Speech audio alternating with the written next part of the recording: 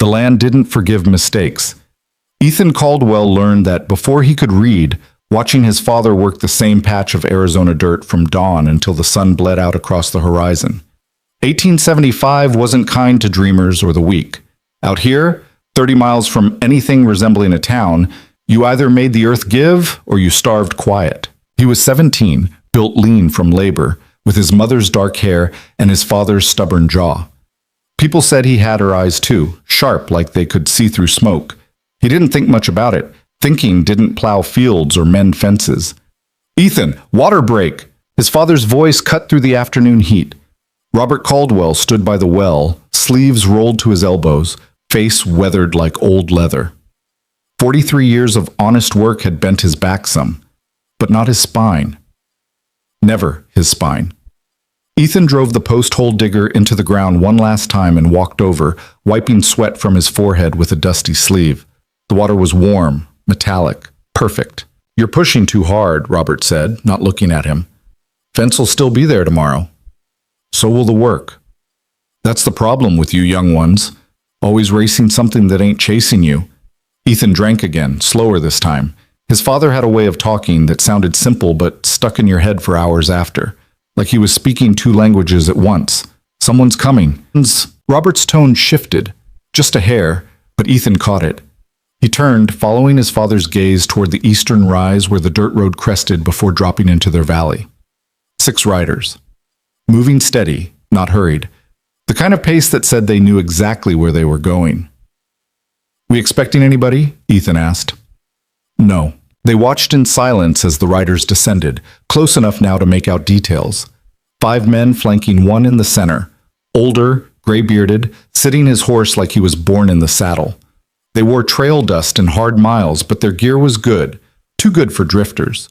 The gray-bearded man raised one hand as they approached, a gesture somewhere between greeting and command.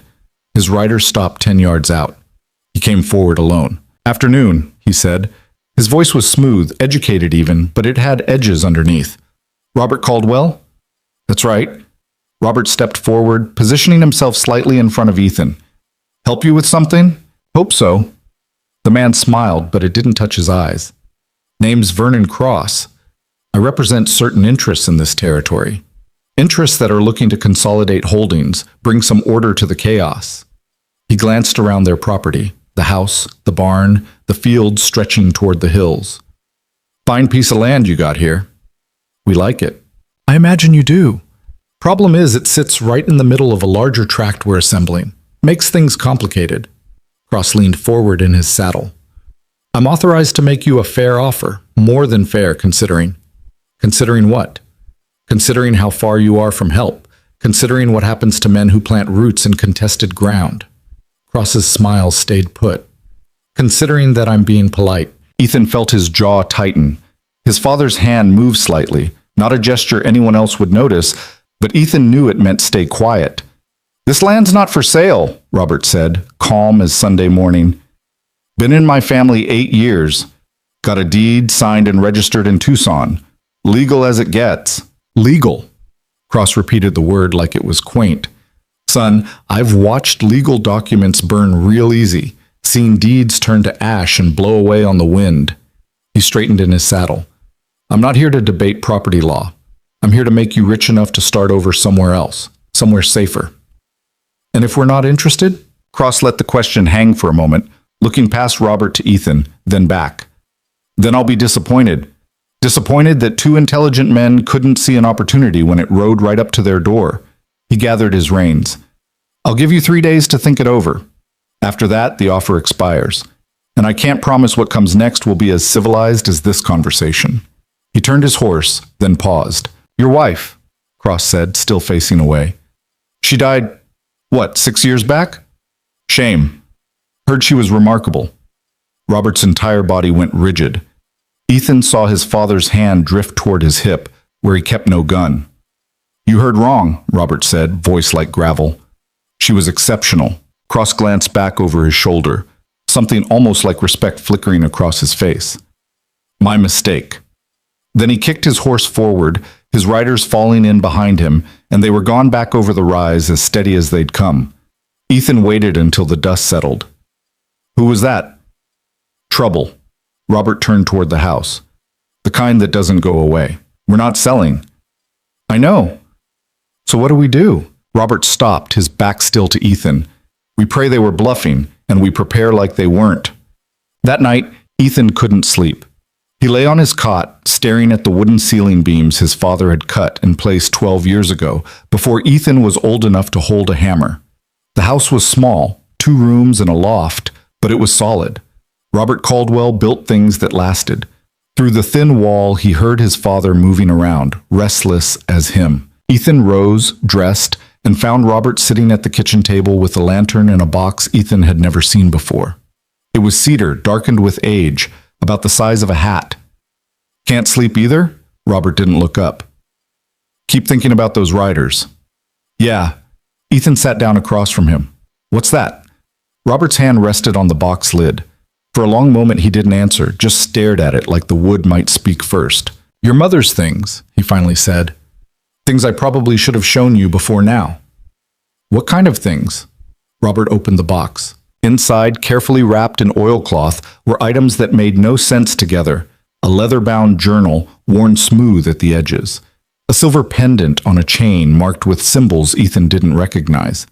A folded map of territories west of the Mississippi, with certain areas circled in faded ink. And beneath it all, resting in a fitted compartment, a revolver. It wasn't like the working guns Ethan knew, practical tools for hunting or protection. This was something else. The barrel was engraved with intricate designs, the grip inlaid with mother of pearl. Beautiful and deadly in equal measure. I don't understand, Ethan said. Robert lifted the journal carefully, like it might crumble. Your mother's maiden name was Catherine Vance, but before she met me, before she came to Arizona, she went by another name in certain circles. He looked at Ethan directly now. The Raven. The Raven. Ethan had heard that name exactly once, whispered by a drunk prospector in a trading post 4 years back. A ghost story.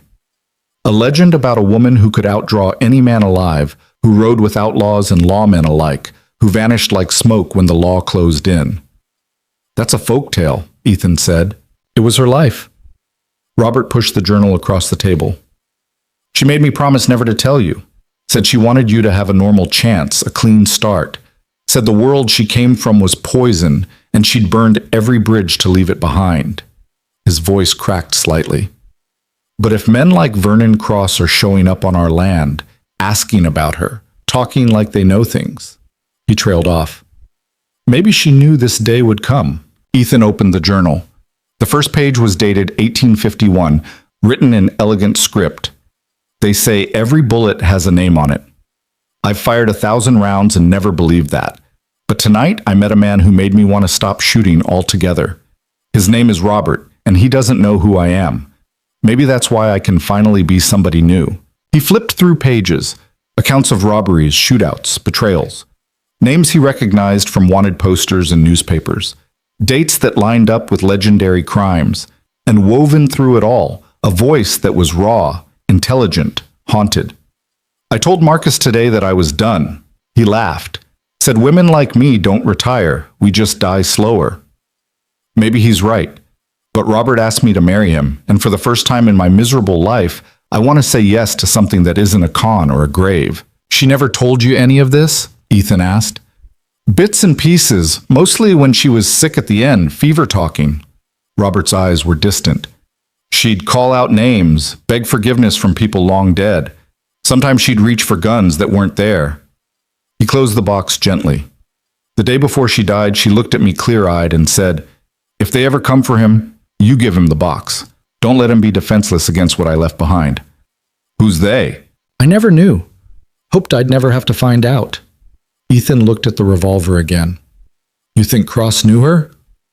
Or knew of her? That crack about her being remarkable. That wasn't casual conversation. Robert rubbed his face. Catherine made enemies, son. The kind that don't forget and don't forgive. If word got out she had a child, if someone's putting pieces together 20 years later, then this isn't about the land at all. Maybe it started that way. Maybe they really are consolidating territory. Robert met his eyes. But the moment Cross mentioned your mother, this became something else. Ethan felt something cold settle in his chest, Not fear exactly, more like recognition, like a door he'd never noticed was suddenly visible, slightly open. What do we do? First light, I ride to Mason's Creek. Talk to Sheriff Bohannon, file a complaint, make noise. Robert stood. You stay here. Keep the rifle close. Don't open the door for anyone. And if they come before you get back? Robert pulled a gun belt from beneath the table, old but well maintained. Then you run. Take the horse, take the box,